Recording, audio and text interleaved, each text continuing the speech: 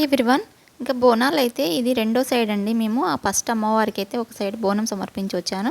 ఇంకా ఇంకో సైడ్ బోనం అమ్మవారికి సమర్పించడానికి అయితే బయలుదేరాము. ఇంకా ఫస్ట్ వీడియోలో బోనం గురించి అయితే చెప్పాను కదండి. ఇప్పుడు ఇంకా బోనానికి కట్టే వేపాకులు, అసలు బోనం వండేది పసుపుతో వండుతాం కదా, అసలు ఎందుకు వండుతామో చెప్తానండి.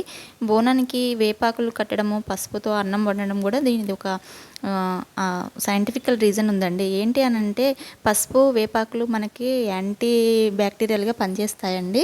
వాటి వల్ల మనకు వైరస్ ఫ్లూ బారిన పడకుండా అవి కాపాడుతాయి మనకు వేపాకు అనేది, పసుపు అనేది. ఇవన్నీ మనం అమ్మవారికి సమర్పించడం కూడా ఒక రీజన్ ఉంది. అందుకనే మనం అమ్మవారికి ఇవి సమర్పించి వేడుకుంటామండి.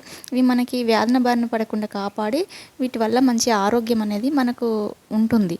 అందువల్ల మనము వీటిని యూజ్ చేస్తాము. ఇందులో అమ్మవారికి ఇంకా బెల్లపు శాఖ, పెరుగు శాఖ ఇవి కూడా సమర్పించుకుంటాము కదండి.